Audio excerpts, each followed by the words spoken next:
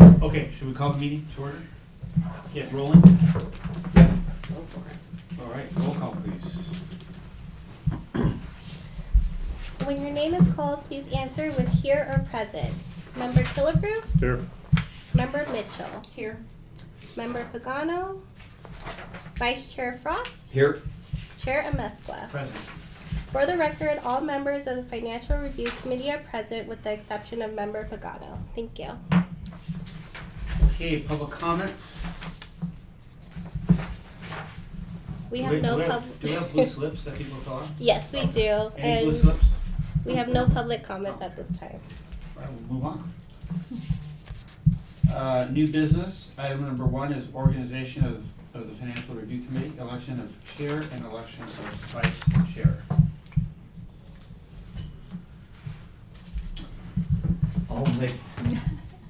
I'll make a recommendation that Chair Amesqua does it again, if he so chooses.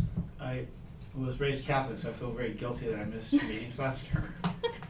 I have the new ones on my calendar, so I should be good. I second that. All right, all in favor? Aye. Aye. Aye. Okay. None opposed? Unanimous? Just for the record, I just wanted to take the voting because this is audio only. Oh, okay, let's do it. Okay, so the motion was for Chair Mesqua to still be chair, and that was by Vice Chair Frost and seconded by Member Mitchell. So Member Killebrew, Yes. Member Mitchell, Yes. Vice Chair Frost, Yes. Chair Amesqua. Yes. This motion passes by a vote of 4-0-1 with Member Pagano absent. Thank you. Okay, I guess we're taking 1B separately, election of vice chair. Nominations? I'll nominate Member Mitchell. I second it. I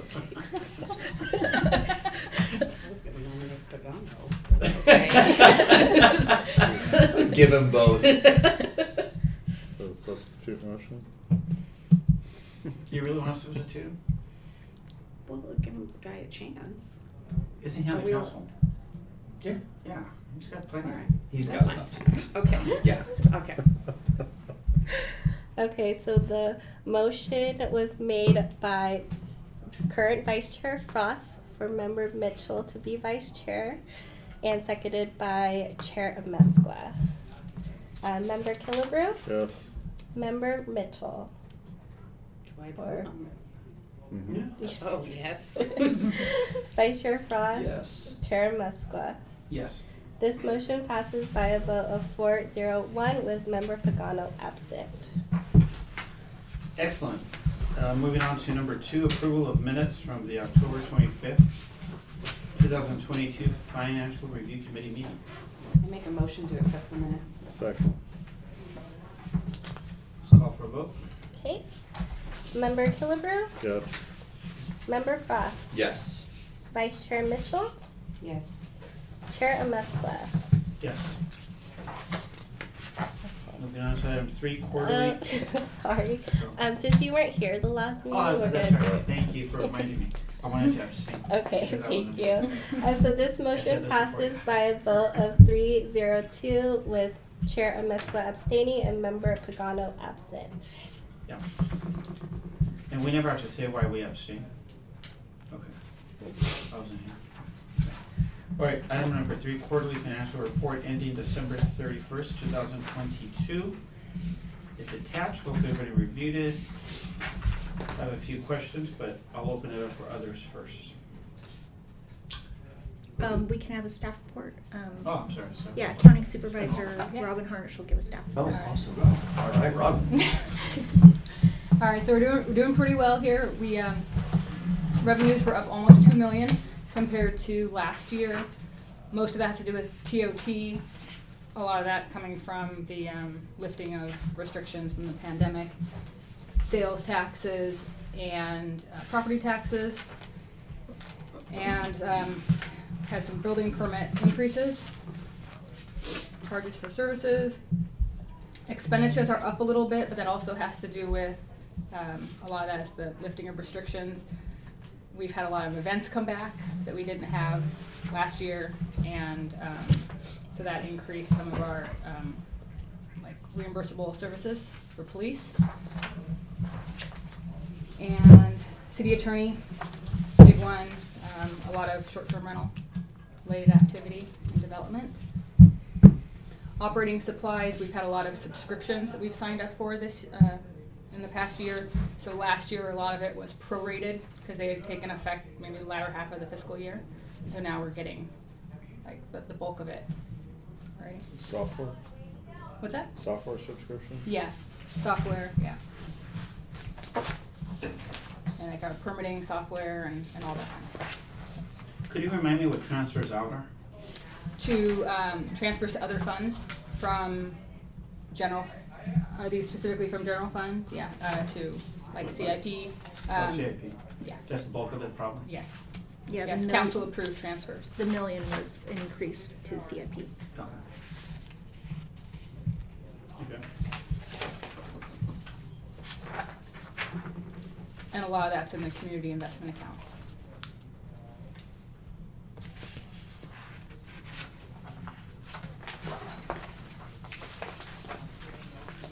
If you do look at the balance sheet though, you'll see the numbers there look a little bit higher than we have in the report, and that's because it's reduced by the amount, 4 million, that's in our PARS, our 115 trust.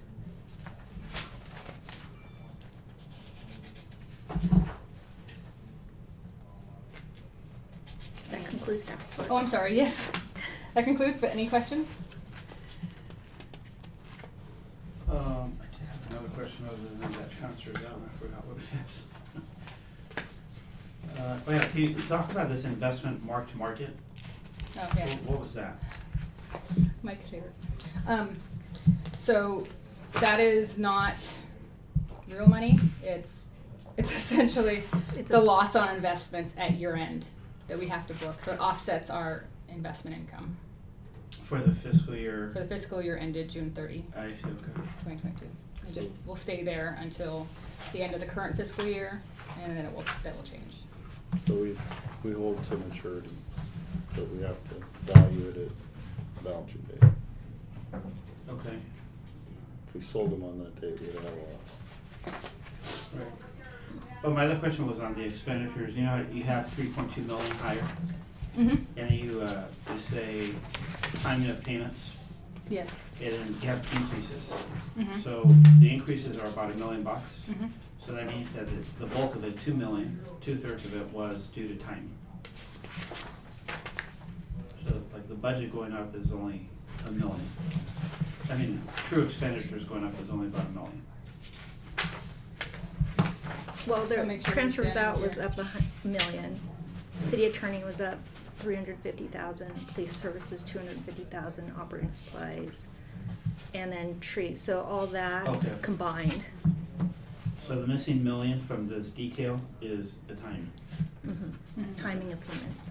So $1 million timing, $1 million transfer out, and $1 million what you detailed. Yeah. We received invoices late last year, so then we weren't paid Yeah. until January. But the true higher than budgeted costs are this detailed ones. Yes. City attorney, police services, Yes. operating, Yeah. all Yeah, the- because of a higher activity. Yeah. Higher activity and also increased contract costs. Like the landscape tree and park maintenance, Mhm. our company that we use, there was a CPI adjustment, so that went up. And Yeah, they had held off for us for a couple years during the pandemic, so it was a little bit higher of an increase. And there's a fiscal year-to-date line item report near the back of the packet, the prior year comparison by line item.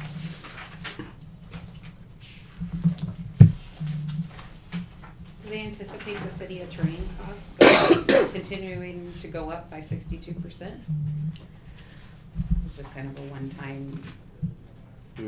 It can fluctuate, just depending on the issues that the city's dealing with at any particular time. Are these costs associated with the short-term rental program because of individual homeowners or because of just revamping the program altogether?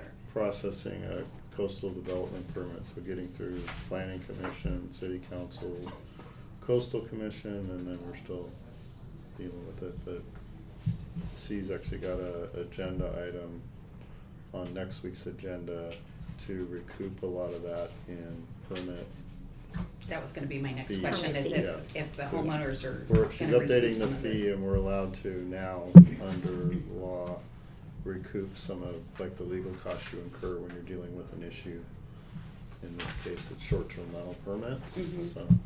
Okay. Okay, any other questions on the quarterly financial report? What were the applications or the software? Do you guys book that under operating supplies or no? Yes, most, I think that was yeah, they're all in operating. Okay. Yeah, there's things like our, our permitting software, our, Cool. document I software. all thought that. that was probably the account. And the 13% for the TOT looks good, huh? A big part of that also is just the Marriott alone, that it's like fully opened as of March. They've been setting records every month. But the Waldorf and Ritz-Carlton have also set records every month, That's um, right, yeah. all the And- way through January. Yeah, and I'm sorry, all the way through December. Yeah, and so when TOT's up, sales tax is up, and we actually had a meeting with our sales tax consultant this morning, and they're predicting us to end this fiscal year pretty good with sales tax. Really good. And then starting next fiscal year, starting to flatten out, Oh. yeah. Any update from the GMs as far as how they think bookings for the next half will be? They're pretty tight-lipped. Oh, they are. But I'm getting some insider, got friends in the industry that they're starting to see a softening of group business and future bookings, so. The economy's hadn't quite caught up with the five-star resort sector, but it's getting there. That's it. That's it? That's all for me. Okay, motion? Or is This is an action item? What do we- Receive and file. Yeah, and to forward to city council Okay. to receive and file. I forget, do we have to vote on that? Or Yes. just we did? Okay. Motion to receive and file was made by somebody. Mike Frost did that. I'll second it. Member Killebrew? Yes. Member Frost? Yes. Vice Chair Mitchell? Yes. Chair Muska? Yes. This motion passes by a vote of 401 with Member Pagano absent. Thank you. Okay, item number 4, audit contract extension. Staff report? Yeah, so we just finished our 5th year with our current audit firm, Davis Farr. And when the contract was originally taken to council, is for 3 years with 2 one-year extensions. Staff would like to extend it for 1 more fiscal year before going out to RFP to switch auditors. We're obviously getting ready, or in the process of doing the next 2-year budget, and also there's pretty substantive accounting standard that we need to implement for this fiscal year. We had another one last fiscal year that this audit firm was very helpful in implementing. So to help staff out, just when you switch audit firms, it's a lot. That first year is a lot of work because you're getting them up to speed. They ask a lot of questions. So if we can just do 1 more year with this Davis Farr, and they provided excellent service to the city. So we would like to take a recommendation to City Council next week at their February 7th meeting to extend the contract for 1 more year, and we'd like the FRC to support that. So I have a question, because I'm quite familiar with GFOA, as Mike knows, but I always thought the recommendation was to switch, like switch every 3 years. I thought that was the rule of thumb, but I you're think saying it- that they're saying keep the same audit firm for at least 5 For at least years. 5, and I think 5 years was what I thought. It was always after 5 years you should switch. Mhm. So, but I think GFOA, I don't know if this was a recent change, Mhm. but when I looked it up most recently, they do now recommend Mhm. at least 5 years. In the mid-90s, after a couple of audit debacles Mhm. in local government, Mhm. folks switched to we need to change more often.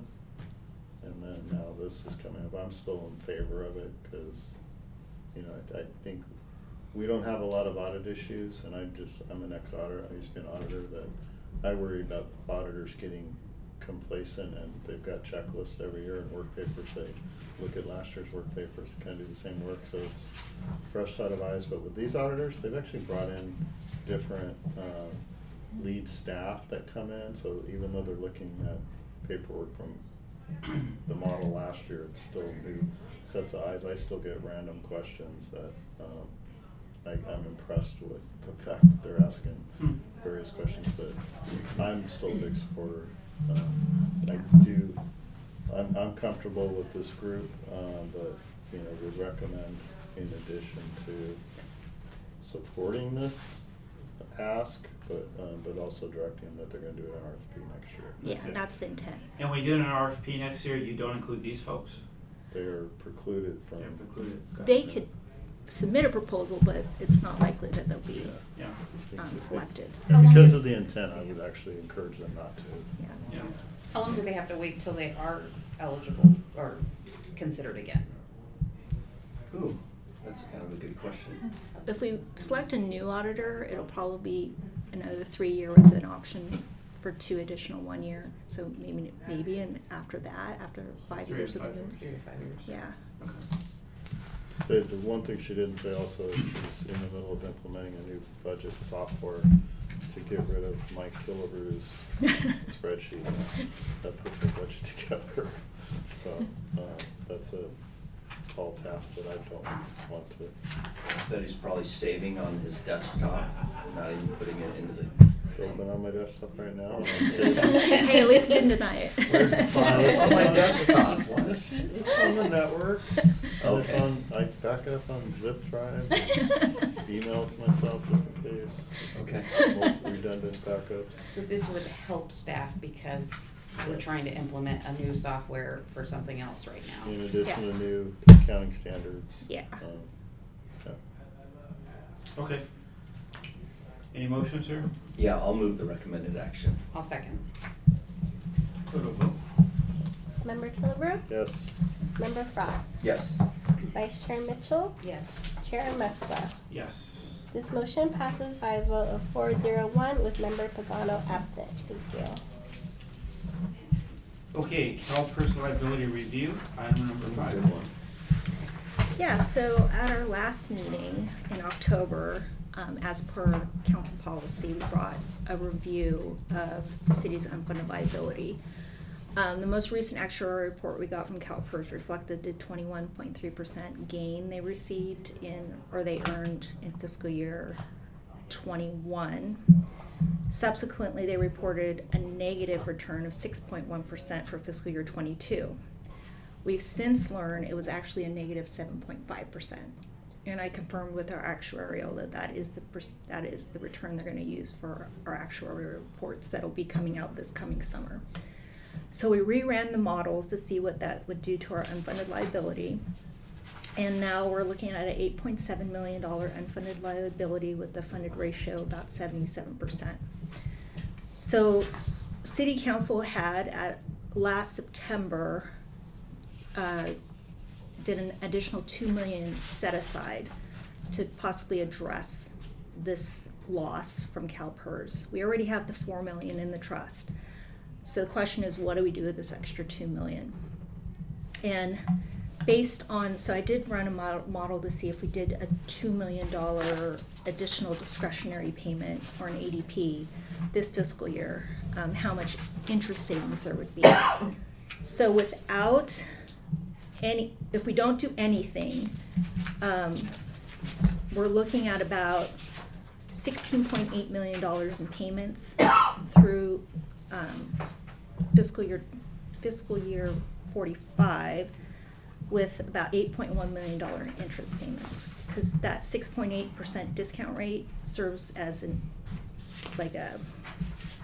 interest. They charge interest amount of the discount rate to our unfunded liabilities. If we were to make a $2 million additional discretionary payment, we would save about $2.2 million in interest. So right now, we were kind of holding off to see what was going to happen with the economy.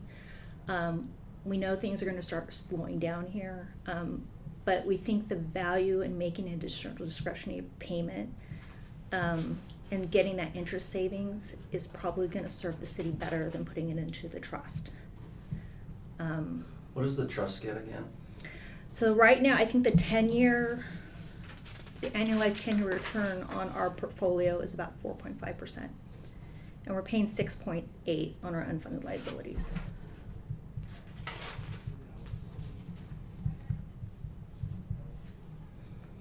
So that would be staff's recommendation. We would like to go, when we do our mid-year report to City Council, the first meeting in March, to request to take that $2 million set aside and pay it to CalPERS as an additional discretionary payment. And then the trust still has the 4 million? Yes. Where does it sit today? So the December 31st, it was about 3.8 million, but January, I'm expecting us to probably back up to 4. I just looking at the Wall Street Journal today, and January Yeah. was a good month for investments.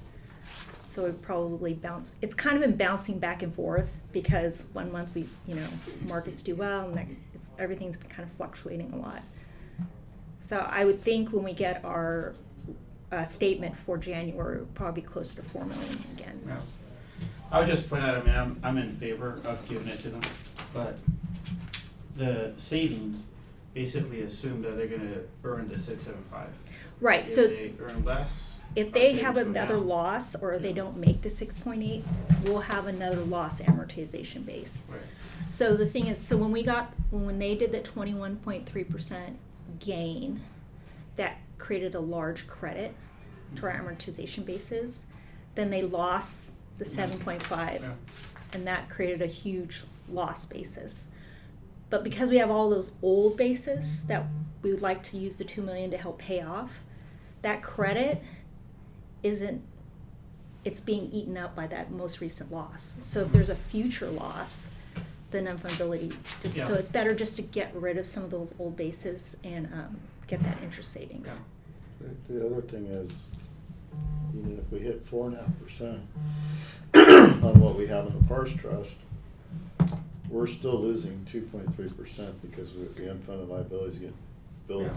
We're getting billed 6.8% on it. Yeah. So the thought behind having another basket to put the eggs in was not to have all your eggs in one basket, but I think I still question whether or not that's really the smartest thing to do when you're guaranteed a 6.8% hit every year. I don't know. Well, but the problem is that, like, again, this projected savings of 2.231 million is just an estimate. Yeah. Because your savings will be more if they earn more than 675, because you just gave them $2 more million to invest. But if they underperform, this 2.2 million goes down because you gave them more money and they underperformed. So, but I mean, I still think where the market is, I think you should do it. I mean, you basically have like a 20-year horizon. Yeah. Yeah. So even if they have like another loss last year, it's not next year, it's not like a panic, or this year, it wouldn't be like a panic, because they'll recover. I think we should put it wherever you guarantee is gonna do better, the trust Yes, or please CalPERS. guarantee. That's right, that's the analysis. Well, Sure, if yeah. we give the money to CalPERS and it goes to pay an older, Basis. larger base, that reduction is gone, or that reduction stays. It's not like that base is gonna grow. A new base can come with a new 20-year amortization, Yep. but at least then they'd have a good year and then they have a credit and that offsets that loss. But now we have all these old bases that anytime we have a credit, it's offsetting really old bases. So it's like we can't catch up. So by paying off some of these old bases, future credits will Now, what does hopefully your help us funded catch ratio up. go to? Your 78% ratio, what does it go to when you give them $2 million? 83%. 83%. But combined with what we have in the trust will be 93% funded. Can you go through our accounts that make up what we're referencing to get that percentage? We have the trust, So we have assets in CalPERS, and that has a market value of. Or I'm sorry, what's that percentage get? That's the 78. That's 78. That's 78. Got it. So then when we add in our assets from the trust, that gets us to the 93. Got it. Got it. I didn't pick that up. And when we add the 2 million in, it gets us to 82 or whatever. Well, when we pay the 2 million, it should get us to 83% funded, with the trust 93% funded combined. And what are we earning in our portfolio right now, too? In Leif, Well, it's a blended in pool, so. Our pool is like 2.83 yeah. or something. Well, the Leif average yield for December was 2.2. Wow. That seems so low. Is that because there's like fixed products we bought a while ago at those low rates? No, that's what the state has the local It's agency overnight investment money. funds. Yeah. Okay. So we could, But a lot of agencies put money in there because it's pretty secure, but also very liquid. So if we need it, we can pull it out. There's no, like, if we sell a stock or like a bond or something before it matures, there's no maturity. Got it. Any other questions on item 5, CalPERS liability review? Yeah, we decide, why did we put so much into the trust again? I think, was that just to diversify as opposed to? I think, well, at the time when we put the money in the trust, we knew CalPERS had that huge gain. Obviously, they had the loss the very next year, but I think when you're looking at it, maybe putting the money in the trust for maybe 5 years down the line when they had a huge loss, but they had the huge loss the very next year, so all the gain was lost the very next year. So I still think, my personal opinion, I think the trust is good, because somewhere down the future they're going to have a huge loss again, and then we'll be in a position to take money out of the trust to pay it off instead of using our surpluses, because that's where the 2 million came from. We had that huge surplus Where's last the year. market today? I'm just curious. And the trust clearly was a lot better than negative 7.5, correct? Actually, no, the trust didn't. it's about 5% down. Yeah, it was down.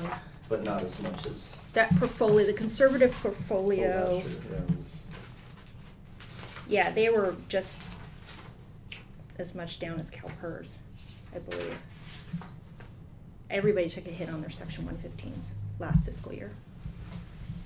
But we put our money in at the very end of the fiscal Oh. year. oh, that's right. Yeah. Should've waited. I mean, I would just say, I think Mike said this before, but I totally get why you wanted to not give them the money when they have a high year, because more than likely they're gonna have a bad year. Just go back and look at history. Yeah. But every year you don't give them the money, if they average 675, you had an opportunity cost of earning 675 versus your 4%. So there is a cost to not giving them the money. Right. And if you had a crystal ball, you'd be not here. But So I did run a scenario if we just ixnayed the trust and took the 2 million and the 4 million from the trust and just gave it to CalPERS. We're looking at about total savings about 5.3 million in interest. And then it basically, it was funny because I used the CalPERS gave us a modeling, especially for our city, and it basically automatically gave us a fresh start. Because it would be such a large payment compared to what our unfunded liability is, and so we would be paid off. I don't have the years on here, but it basically gives us a fresh start, so we pay like $290 a year for like 15 years. Albeit they could have future losses Yeah, that that add changes. Yeah. new loss bases. But yeah, I mean, you're going to get the most savings by making an additional discretionary payment. yeah, Does the fresh start take all your existing amortization bases and puts them together and starts? Is that what fresh start means? Right, so they basically take what you have and then they amortization over 10, 15, or whatever you choose your amortization base. So we could also choose a shorter amortization period to increase the annual required contribution. And we already have budgeted 700,000 It's probably from somewhere. the general fund every year to go into unfunded liability payments. So we could work towards shortening our unfunded, assuming everything else that, Mhm. hits their numbers, to reduce our mortgage, basically, go Yeah. from a 30 to a 15-year mortgage, keeping your payment the same. Yeah. And what you're doing is you're removing the certainty of interest payments on the debt you already have, the future interest payments. So, I mean, it's Yeah. different ways to look at this. I mean, the other missing part of it obviously is they're earning $675, you're earning $450. Should you give them the money? It's an opportunity cost if you don't, and they don't underperform. But then again, you should look at your portfolio and say, is it less risk than CalPERS, which it likely is. It is. Mhm, it Then you is. have to say, okay, well, then it's not apples to apples. Right. But Because that's you're why I more asked you conservative. how much they lost last year. I mean, you said they lost about the same amount. Now, I know that's only 1 year. Well, Yeah. Think Well- about it, they earned 21% 2 years ago against the just use 6.8% or 675 that they expected, so the delta's about 13-ish. Mhm. And then last year they lost, 7.5. 7.5, that was, you have to add the 6.8 to it, so it ends up being about 13-ish. Mhm. So the gain they had the year before wiped out by the loss they had this last year, so.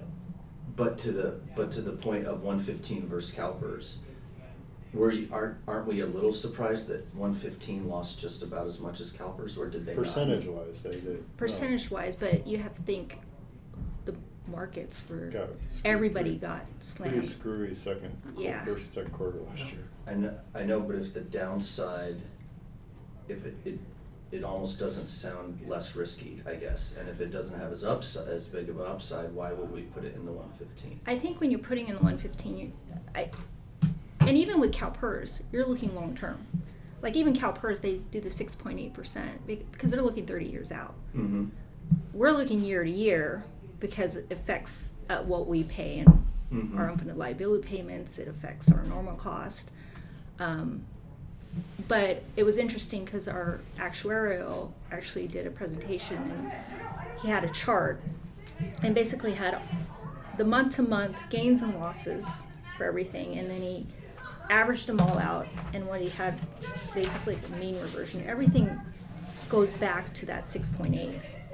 So they have a loss and then they have a gain, but if you average it all out, it's about Yeah. so you're looking long term. I- And I think that's what we're thinking with the trust too. I think when we did the trust and the policy, we knew it'd be 5 years before we'd want to even withdraw, because in order to get value out I of get it. that, but conceptually, if CalPERS is doing this, which is fine, why isn't the trust doing this? And why was the trust quite so negative? Probably because, I'm just speculating here, but probably the 115 trust is more heavily weighted with bonds. Bonds had their worst year in 40 years because rates went up as fast as rate in 40 years. So you have basically a paper loss. Where with CalPERS, they do have some bonds, but they have private equity, they have real estate, they have stocks, and some of those losses could be permanent. It's not just a paper loss, because, well, when interest rates go back down, the value goes up. They invested in something and it didn't pan out. That's the difference. I think that's why it's more risky, your portfolio. Bonds, they go up and down. It's only a loss if you sell it. The paper loss, and a lot of that portfolio, I'm sure, is bonds. Yeah, and the portfolio we have with PARS, the conservative portfolio, is What heavy. percentage bonds? I wish I Is had it it in front 50 of or me. 70? It's more than 50, not quite 60, I think. Well, it might be closer to the 64. It might be I like think it's 60, 60. I 40. thought it was a big number when. Yeah, because we didn't want to do the same kind of investment as Yeah. PERS, because what was the point? Yep. We wanted something a little bit more safer. Yeah. But as Roel said, Rates are. That would make everything, sense. like Okay, I the didn't market, realize the that. markets Yeah. and fixed income took a big hit last year. Okay. Yeah. And the market's fully, and who the heck knows, but the markets fully expect that the Fed's gonna tighten a couple more times, but they've plateaued. So they're not gonna raise rates that much more. So that means they'll start coming down, the value of all your bonds go up, and you should recover on your bond side, which is really not as predictable if you buy private equity real estate stocks, I mean, some of those things go under or just don't pencil out and they have like real losses, so. Okay. Okay, no, that makes sense. Yeah. I don't know if you have anything else. No. No, we're almost been asking great questions, so. And Do- everybody What was the recommendation to, sorry. send $2 million to PERS. Yeah. And then if we make, so if we were to take that to council in March, and then we make the payment to CalPERS sometime in March, and from my understanding, if we make an additional discretionary payment before the end of April, it'll be reflected in our actual reports that'll be coming out this summer. Cool. Great. Okay, a motion on item, let's see, 5. I make a motion to, I'll second it. Okay. Go to a vote. Member Killebrew, Aye. Member Frost, Aye. Vice Chair Mitchell, yes. Chair Mescla. Yes. This motion passes by a vote of 401 with Member Pagano absent. Thank you. Okay, item 6 is the investment of community investment account funds. So, as you all know, the city has, what likes to refer to as the Hopes and Dreams account, where we use the money towards unfunded CIP and facilities projects, or anything that are more like one-time expenditures that would be a benefit to the community. That account has about $14.4 million as of right now, and we're predicting another surplus this fiscal year, so that balance is only going to grow. Staff is working with council subcommittee with Mayor Frost and Mayor Pro Tem Federico on prioritizing projects to use this money for. Staff looked to see how much we'll need in the next 2-year budget cycle and estimate that we won't need $8 million of that balance. So what we're proposing to do is to buy a 2-year treasury note with that $8 million. In February, we'd like to take a recommendation to council at their February 7th meeting next week. Right now, short-term T-notes are really inexpensive right now. As you probably know, the yield curve is really inverted right now, meaning that short-term rates are higher than like the 10-year treasury. So we think, and I looked at it this morning to see what was available, and right now there's a coupon for 2.75%. That's a really good price. If we were to put if we were to buy that this morning, we'd get it at a discount, and at the end of the 2 years, we'd have about $660,000 in earnings that we could put right back into the community investment account. The additional interest earnings on top of what we're already getting in LAIF, for instance. So, well, right now because right now this money is in LAIF, so we're getting 2%. And So what's the yield on that note, do you know? the yield to maturity was 4.225. Okay. So double what you get in life. Yeah, And it's, Makes sense. And it's only a 2-year note. it's only a 2-year note, yeah. so it would free up the money in February of My 2025. projections are of the 14.7 million, there's north of, before adding this year's surplus, not even assuming we get more money in there, that, we could, I think we could do safely north of 10 million, but just in case we're rocking and rolling, getting some projects out the door, or if some costs come in higher on some of the early projects, just safely do 8. So that's what staff would like to do, and And it's a T-note. It's a not like T-note, we're it's not pretty- rolling dice or anything. yeah, and our investment policy permits, they don't have any limits on what we can put in treasuries. Okay. Makes sense. I don't see a downside to this. Is there a downside that I'm missing?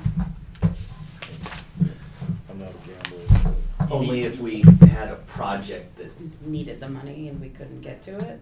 but I mean, But you could get it. How would we ever spend that You much could money sell in it. 2 years? Your Yeah. risk is you need the money in 6 months and the interest rates are higher than they are higher than they are today.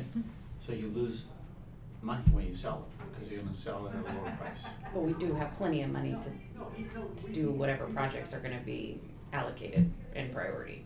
That's basically what, yeah. Yeah.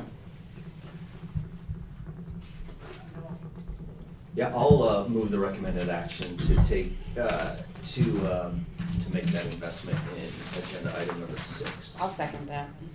I do have an accounting question. Do we break this investment out separate from the pool so that the entire pool doesn't benefit from the interest earnings of this specific investment? Yes, because I think the point is to earn money on Right? Just- money that we have set aside, which is for see it, And the whatever. earnings will go back into the community investment. Yeah, that's what he was basically account. asking. Okay. Yeah. Okay, let's take a vote. Okay. Member Killebrew, Aye. Member Frost, Aye. Vice Chair Mitchell, Yes. Chair Amescla. Yes. This motion passes by a vote of 4-0-1 with Member Pagano absent. Okay, any other staff reports? Just that we're getting to work on mid-year, which will be, as I mentioned before, will be taken to council in March, but also the next 2-year budget. And we are implementing our new budget software. Oh, we don't? I think it's going pretty good. Doesn't have formula errors. Yeah, so far no formula errors. You missed your spreadsheet? Yeah. No, I'm not. We're gonna go redundant. So Yeah. I'm gonna do my spreadsheet as well. I figured as much. Yeah, well, This year, until she produces a budget book. Yeah. Actually, an approved budget by the council, then I'm turning it off. yeah, and the budget book will look very different. It's meant to be, the software is meant to create you can print an actual budget book like we have, but it's meant to be a digital budget book, so it's actually easier to navigate and find things. So, I'm curious, do any neighboring cities use that software? yes. Yeah. Yeah, Lake Forest does. Who else in Orange County? Mission.